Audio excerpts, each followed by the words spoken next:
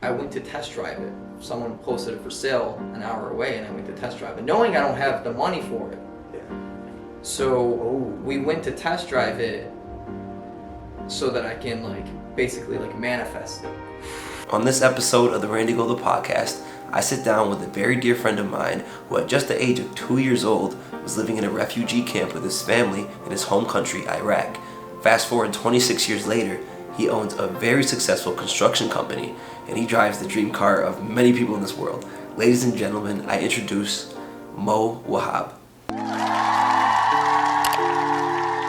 kind of want to start off with the story of how I met you.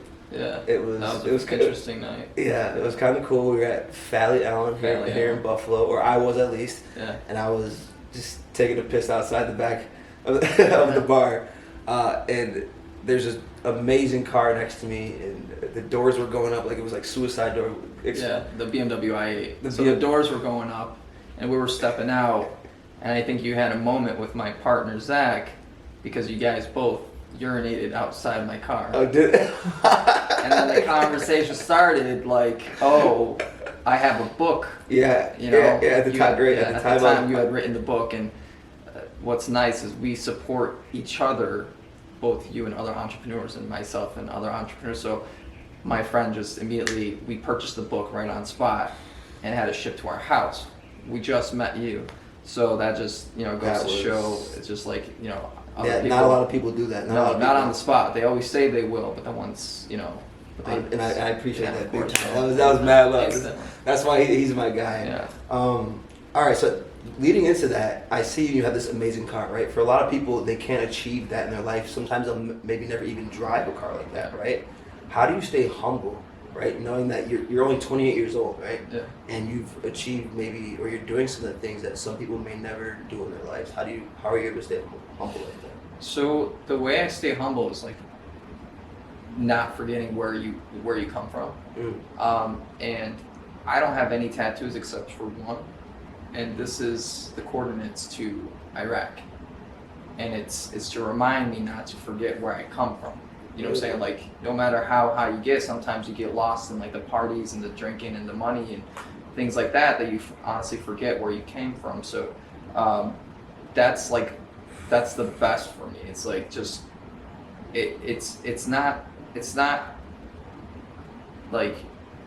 it's pretty much the journey there. That's what, you know what I mean? Never forgetting, 100%. Where you come from. So. Okay, that's definitely a great leader. You're from Iraq. Were you born in Iraq, or were you born in the U.S.? Were your parents from there? I was born in Iraq. My sister was born in Iraq, and we were actually refugees. Really? Yeah, we had to stay at a immigration camp. Really? And coming to the U.S. was the golden ticket at the Willy Wonka factory. You know what I'm saying? Yeah. So it was almost like meteorites. That's a great reference. They would send the refugees to different parts of the country, whether it's Holland and Canada and Australia, and we got the lucky ticket to the U.S., the land of opportunity. Really? So yeah, it wasn't like you get to choose and pick. We just happened to get chosen to come to the U.S. and that's kind of what motivates me is humble beginnings. It's I come from nothing, so I want everything. When you yeah. So that's the mindset that keeps pushing me. So that's how old were you when you came to the U.S.? 2. Yeah. 2. So pretty much my whole life. So did you already know how to speak your home language? No. At the time. My parents. I'm tough, but my parents. to leave your home country. Yeah. To come to a new country, you don't speak any English, you don't have any money, you don't know anyone, you have 2 kids, you're 22 years old. This is intense. That's that's really tough. Yeah. So, and the reason why the reason why I stay humble and the reason why I stay hungry is because not trying to put on a show, but I grew up on food stamps, I grew up on Section 8. I grew up in Detroit, Michigan. No, this is shit. Everybody, this is stuff everybody needs to hear. You just see a lot of the highlight reel on social media, but you don't see, people don't say, food stamps and Section 8 and my dad's car getting repossessed, and I'm I never want that to happen to me. For everybody that maybe doesn't know your Instagram, we're gonna put that in the video. Obviously, we're gonna put all your credentials there. But how is it? Let's say how can you describe your success today? Like, you guys obviously you have a nice car. You know, what do you get the joy out of life because you worked hard? Like, what are your fruits of your labor right now? So, believe it or not, the car's nice, and you know, the guys I surround myself with, they have nice cars, they have nice watches, they have nice things. But at some point in life, you start realizing those things are just materialistic things, right? So when you first get a new car, whether it's an i8, an R8, or a Lamborghini, it's always fun the first 30 days, 2-3 months. And then after that, you start realizing it's just a car at the end of the day. You know what I mean? It's like listening to an album that's fire, but then after you listen to it after a few times, you never listen to it again because it gets old. So what I found in life that keeps me, a lot of people say, you know, this is good advice too. A lot of people say like money buys happiness, but it does and it doesn't. Like materialistic things won't make you happy no matter what someone says, whether it's a yacht, a house, a car. That's my belief. That's not going to make someone happy, because some of the most unhappy people are the ones that come from money. I think money makes you happy because it gives you peace of mind financially. Right. So you don't have to check your bank account when I say let's go out on a trip, let's go out to dinner. How are you going to pay your phone bill? Your parents and family's good. That's what kind of the necessities. The necessities is the peace of mind of, that's what makes people happy when they have money. Right. That's my goal. Is I don't want to get my car repossessed. I don't want to stress about the rent or the mortgage like my parents did. So that's my goals. Like me or my kids or my family don't have to worry about that down the line, and you know. 100%. Can you tell me a little bit about the business ventures that you're in, that your family's in? So your family came over to the U.S. when you were two, right? Yeah.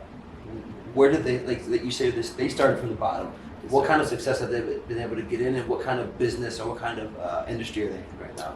So my parents worked a 9-to-5 pretty much up until I was 20 years old.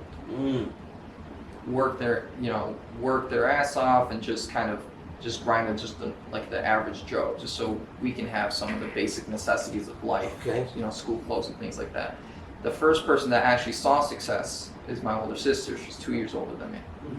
She has 2 million followers on Instagram. Wahab, go follow her. Nice. But she actually popped off in 2014, before the term influencer was even invented. 2014. What on Instagram? On Instagram, and nice. She started. That's early. She started seeing success right off the bat, 2014, when iPhone 5 was out. It's still blurry, and she saw success from she reposts from Kim Kardashian and Kylie Jenner, and I mean that kind of status, and going to Coachella for free, and going to Paris and New York and London, and it's kind of like she was the first one to see that kind of success, and that's kind of. How did that help you? Like being able to see that that's possible in your family. It was kind of surreal.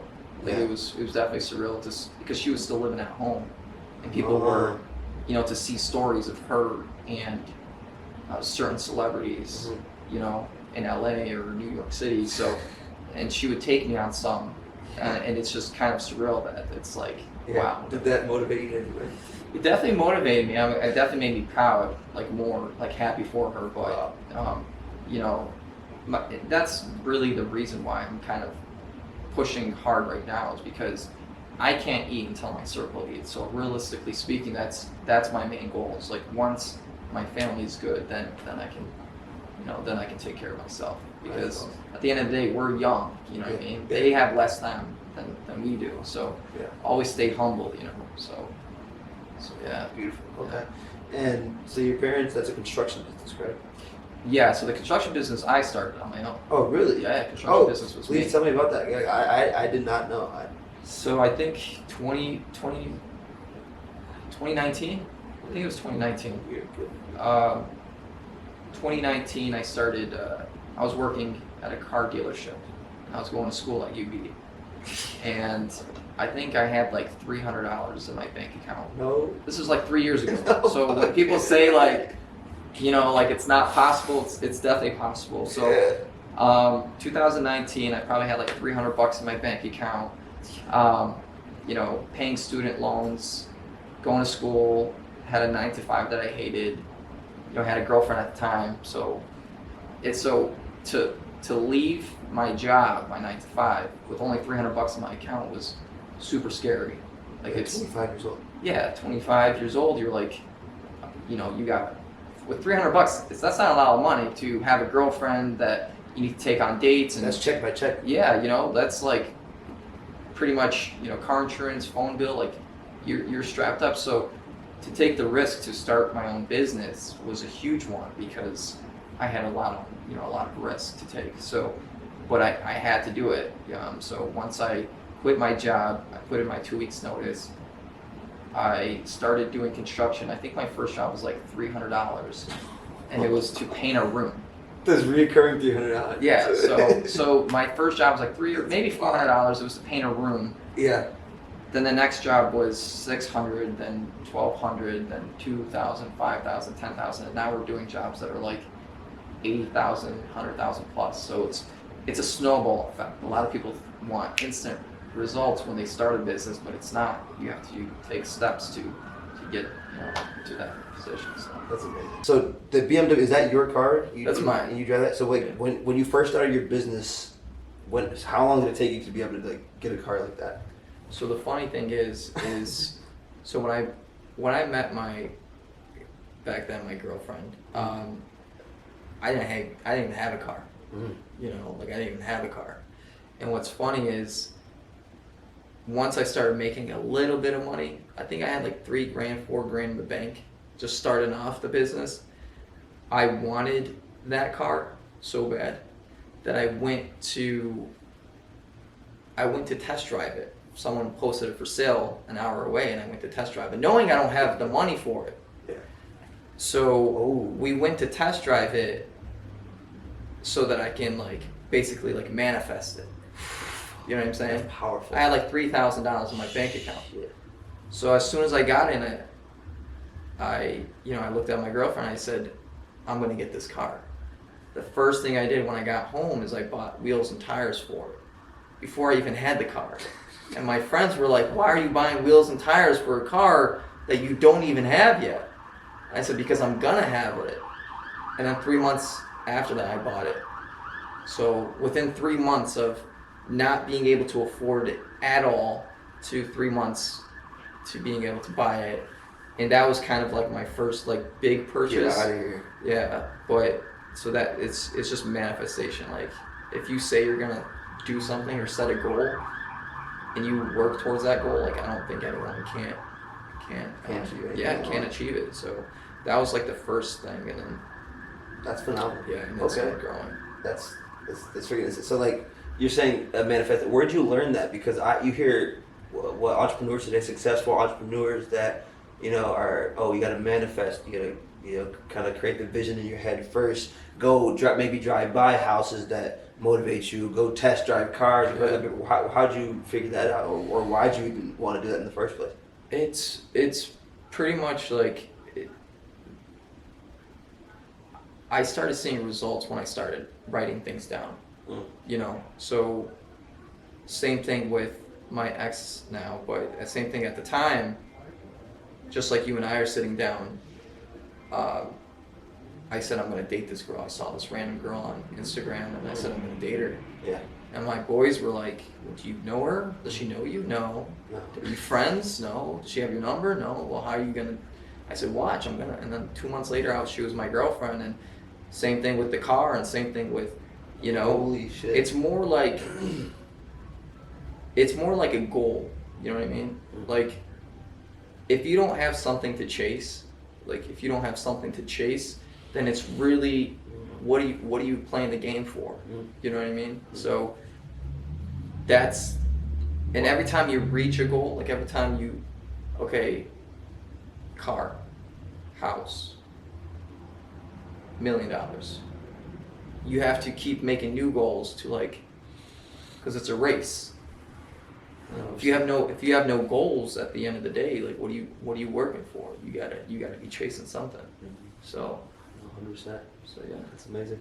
So tell me, not a lot of people have that mindset, right? Let's be honest. Not everybody has that mindset. So like, why do you think you have that mindset? Is it a mixture of just where you came from? Tell me a little bit about that. it's just hunger, to be honest. Hunger. Yeah, Where do you think? Where does that hunger come from inside of you?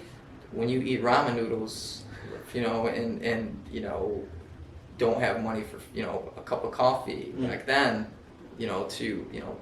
lobster and shrimp taste so much better. You know what I'm saying? When you come from nothing, so like that hunger is like always in you. When your parents drop you off a couple blocks before school because the car's not running well, that hunger makes you want that Lamborghini, and you know what I mean? So I think it's just that kind of motivates me, and then also like the people that kind of doubted me. That's another one. Some of the haters, yeah. The girls that turned me down in high school. Yeah. The guys that thought they were cooler in high school, or my old boss, or whatever the case might be. It's like proving those people wrong. Like, oh shit. Okay. I left you behind. So that's another one. That's That's huge. That's extremely powerful. So, what would you tell the younger version of yourself, or the things that you'd want to know, like now, or even for the future? If I could speak to my younger self, is don't stress yourself out, because that's what a lot of kids who are 21. I think we spoke about this earlier. A lot of kids who are 21, 22 want it all planned out. You know what I mean? Like they want. When you're 22, you want to be 30, rather than just being 22. When you're 18, you want to be 21. Isn't that interesting? So it's like, but yet what's funny is when you're young, you want to be rich. But when you're rich, you want to be young. You know what I'm saying? Like, so it's like a bittersweet kind of thing. Like people want to be 30 so they can have the car, the house, but then the people who have the cars and house and stuff want to be 21 again. So it's kind of that's the advice I would give, is just be patient. Like just enjoy being young. That's hard advice to receive when you are young and you are broke, right? Yeah. So how can somebody that's young and that's broke and wants to be successful so bad, like how can they be patient? How do you think? Number one thing is stop comparing yourself. Comparison is the thief of all joy, right? So when I compare myself to you, because you're taller than me, right? I am a little bit taller. You're taller than me. That's not going to make me feel good inside. Yeah. If I compare myself to someone who's bigger than me, it doesn't just have to be money. If I compare myself to the guy who drives a nicer car, if I compare myself, it's going to make me smaller as a person. So it's like comparison, stop comparing yourself. Number two is it's a process. Like you got anyone who's younger that's watching this, you have way more time than I do, right? You have way more time than we do in this room, because you are 19, you are 20, you are 21. So someone you meet who might be more successful, you got something that they don't, and it's time. And time is the most valuable asset we have. Absolutely. So my advice to someone who's young and who wants to be successful is find something that you're passionate about, right? You're passionate about, and be the best at that one thing, right? Be the best at it, right? So if you're a car salesman and I ask you a question about a car, you better know every answer that I ask you. If you ask me a question about construction, I'm gonna know anything you throw at me. Wow. Really? So it's like, be the best in any field you are. You've been able to build a successful business in construction. How long did it take for you to kind of get to know every single aspect of your industry? Pretty quick. Yeah. It's trial and error. Yeah. People ask me, how'd you learn electrical? By getting electrocuted. You know what I mean? So like, how'd you learn how to do plumbing? Well, it's having a couple leaks. Yeah. So it's really just it's trial and error, man. Like you got to mess up to learn. That's just how it is. So let me ask you. It's hard for a lot of people if they're starting a business, right? And you're watching this now. Maybe you have a business right now. Yeah. Maybe you don't have a business and you're afraid to start, or it's hard for you to get going because it's hard to get sales or hard to network. What kind of advice would you give for people that feel like it's just hard to, how do you even begin? Like, how do you go, like, you have your product, you have you're ready to hit the marketplace. Where do you go next? The first step is to do it. That's the first step you need to do, is just do it, right? Because if you're standing on a cliff, scared that your parachute won't open, you're never going to find out unless you jump, right? Yeah. So the first step is to do it. It's scary, but what do you have to lose? If it doesn't work out, just go back to your crappy 9-to-5 job. They're going to take you back, especially if you're a good worker. So, like, what do you have to lose? If I quit my $12 an hour paycheck, what am I initially losing? Yeah, I have expenses, but the first step is to save a little bit of money to be able to take that risk. Number 2 would probably be, the second advice I'd give is get started, right? Once you get started, you have a reason to keep going, which means like creating your LLC, right? Doing the EIN, create a bank account, because then you invested money in this thing that if you just don't end up pursuing, you just threw away money. 100%. And then it's just being patient and like just outwork anyone else. So you're not gonna see instant results, just like I did, you know. But you are gonna see results if you continue to do it. So. Perfect. So tell me about your failures real fast. Have you had failures? And I had a lot of failures. You've had a lot of failures. Perfect. Yeah. So when you're not successful, when you feel like you just can't get anything to work for you, how do you treat yourself? How do you get out of that? How do you feel at the time? I recently started looking at the positives in my life. When something bad goes wrong, I look at the positives. So you might have been hard on yourself in the past. In the past, I was so. It can be something small, as in like, I get pulled over and get a $300 ticket. Be grateful for the car you're driving to get that ticket. Be grateful that you even have a car, let alone a nice one, right? Because some people are waiting for the bus. So it's a new mind. It's a different mindset. You know, if I lose money, for example, in the stock market, like it's gone. I lost money. I got to be grateful that I can get that money back in a month, where it would take someone years to get it back. Now, is it hard, or is it easy? Is it easy to make that mind switch? If you start looking at the bright side, yeah. All you have to do is look at the positives in life. When something goes wrong, start looking at the positives. So, you know, it can be anything from, like I said, getting a ticket that day, spilling your coffee. Like there's anything, like anything that happens. You know, a breakup.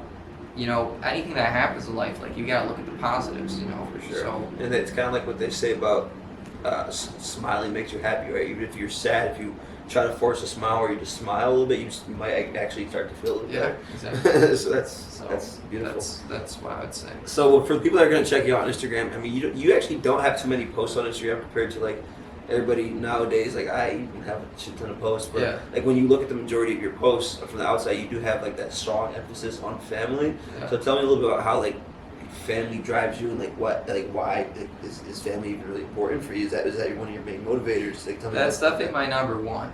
So my biggest motivation, the reason why I don't post is I usually keep a low-key life. What I found out was the more social media is a marketing tool. At the end of the day, it's a marketing tool. It's to promote businesses and promote things, and at the end of the day, that's why you see an ad every 3 swipes. It's a marketing tool, and it's to get your information and things like that. It's not there to, you know, share. Yeah, you can share your life, but realistically speaking, like I think back to what we were talking about earlier with the comparison thing. I don't like people knowing, like you can see my pro. It doesn't look like I'm a nobody. It looks like I'm a nobody. It doesn't look like I'm a businessman. It doesn't look like I'm an entrepreneur, because sometimes it's better to keep those things, you know, low key. But back to what you said. But my family is my biggest motivation, and that's probably my biggest one. And that's as long as my family's good, I'm good. Awesome. Let me try to tap into your what do you think are some of your best traits or qualities that make you successful? Honestly, like straight up, like, oh, I see that. I noticed this. I noticed that I'm a lot more attentive, or I'm a lot more this than the average person. Can you give us some of your traits that you feel like separate you from the rest? Because outworking. I mean, that's my number one. I think if I don't think anyone's gonna, you know, it's a lot of people are good with technology. A lot of people are good with marketing. A lot of people are good with, a lot of people are good with a lot of things, but not saying those things aren't hard, but to carry 100 sheets of drywall into, you know, like that mindset is much different than, so I think anyone who's, that's my biggest trait, is probably outworking anyone who's, I'm going to be the first one to clock in, the last one to clock out. That's just, you know, and I'm going to get it, like a lot of my friends say the same thing, but we get it regardless. You know, whether, I think when we were first starting off, I'm going to try and keep this legal, but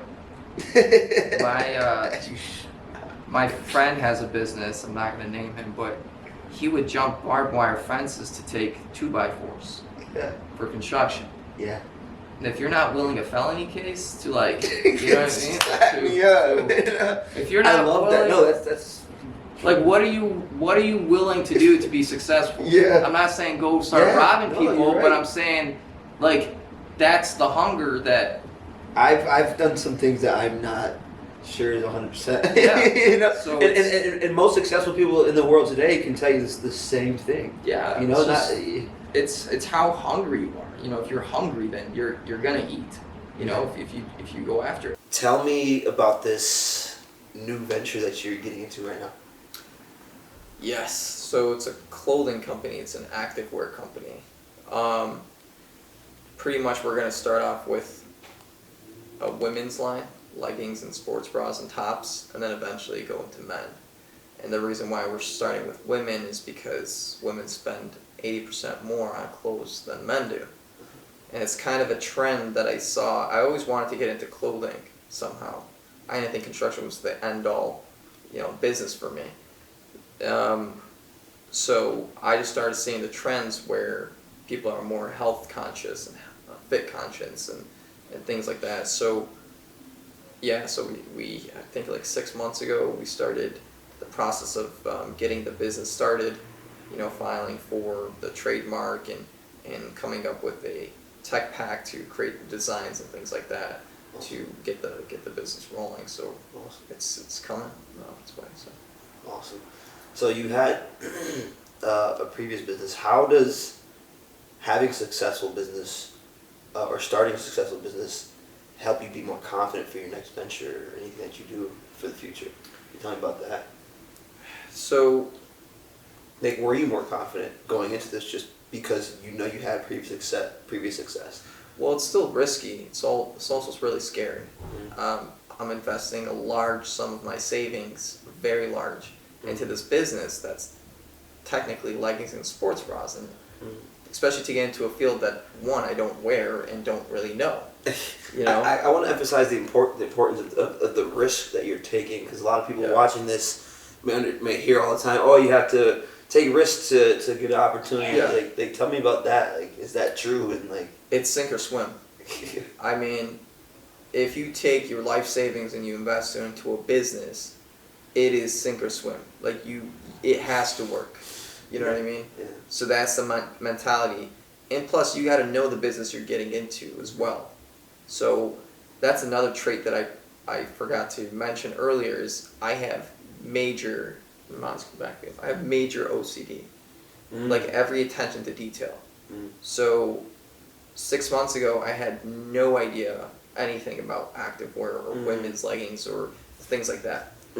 At this point, I can name every brand, every fabric, polyester, nylon, I mean, the stitching, the colors, everything about it. And that's an emphasis of self-education. Yes. And hard work, making sure you know everything in your industry. Yeah. You got to know if you're going into something, especially if you're investing a lot of money or time into it, you have to know the numbers. Mm-hmm. What's the market cap for women's clothing? Mm-hmm. What are the top players? And how do you know that? Did you go to school? Did you go to college to learn this? I went to school for business and marketing, but it's all self-education. That's the era we live in. Mm-hmm. I mean, with YouTube University, you can pretty much, you want to be a stockbroker, learn on YouTube. You want to learn about stitching and sewing, then learn on YouTube. You know, it's you want to learn about construction, how to install a toilet or plumbing, search it on YouTube. So it's really, we have that at our disposal that our parents or grandparents didn't have. It's that we have that. So that's where I did a lot of my research, but it's also my own research too. So yeah. Dude, you have a fucking sick ass story. Yeah, your shit's fucking great. You gave me some sick shit right now. Appreciate it. No, of course. It's coming. Okay. All right. So, you covered your clothing line is coming up for a woman. That's awesome. Yeah. So, let's look a little bit into the future then. I know you touched a little bit about what's coming, but how do you give me maybe like a 10-year vision from now? You know, how do you picture? Do you do anything to picture the future? Are you living totally in the present right now, or are you planning every day for the future? Kind of like you mentioned, you want to make sure your family's fine. Yeah. But in the next 10 years, maybe where do you see yourself? The next 10 years, I see myself, business-wise, I hope I have something that brings in cash flow so that I don't have to work. Personal-wise, family's good, wife and kids with me,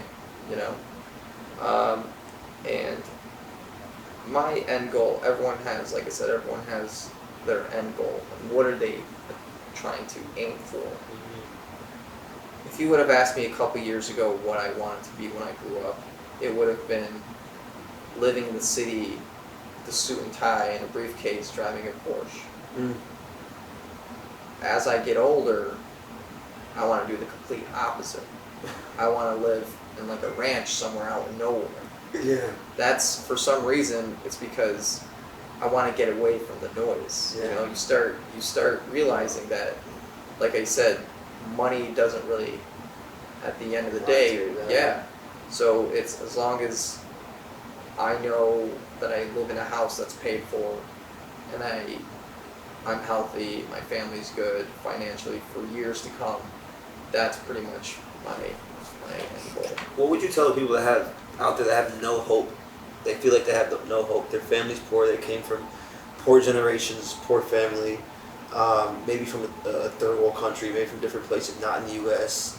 They feel like everything they do, they can't find success. Maybe the world's against them. What do you tell people like that? The world is against them. That's the thing. Depending on where you live in the world, obviously there's different opportunities for different people, but here in the States, for example, the odds are against you. Okay? To be in the 1% is very difficult. To be in upper class is very difficult. Mid class, the school system, basically, I support going to school, but the school system is meant to make people employees, not entrepreneurship. Because we didn't learn about accounting in high school. We didn't learn about marketing in high school. We didn't learn about taxes in high school. We didn't learn about inventory in high school. We didn't learn about any of these things in high school. Why? Because they want to create employees, not entrepreneurs. And society has this thing where they want to just keep you in their bubble. So what I mean by that is, if you're 19 years old and your parents grew up in the same town, they live in the same town they grew up in, and life is already planned out for us. It's like, go to high school, graduate, go to college, meet a girl, get married, buy a house, work until you're 65, and then you die. That's the timeline for everyone. But the way to get out of that is to break that, to break that mentality. Why do I have to settle down in this town? Why do I have to get married right after? Why do I have to go to college? Why do I have to work for someone? Why do I have to retire at 65? Why can't I do it at 40? Question everything. So that's what I would say. If you're trying to find success and you just keep getting roadblock after roadblock after roadblock, is at least you're trying. At least you're taking the first step. Damn, that's powerful. At least you're trying. Yeah, I'd rather you don't want to look back in life and say, oh, I was gonna start a clothing company. I was gonna move to Italy. At least you said, I tried to move to Italy. I tried to start a clothing company and failed. I went into debt, but at least I tried. Yeah, some people say the biggest regret is regret, right? Or the biggest when you're in your deathbed, right? It's lost opportunities. Yeah. That's the biggest, So, if you're struggling and don't know, it's fine to not know. I always say it's good to not know, what's around the corner. You don't want to know what's going to happen. People want to plan everything out. I want to get married at this age. I want to be successful at this age, but it's not fun. It's like watching a movie, but you know the ending. What's the point? The exciting part about life is being optimistic. I don't know what's going to happen at 30. I don't know if I walk out of this building with you that I might run into, my future wife. Who knows? So that's the fun thing about it is a lot of people are really, stressed out because I need to know. I need to know, and it's fine. It's fine if you don't know. So that's That's some powerful shit.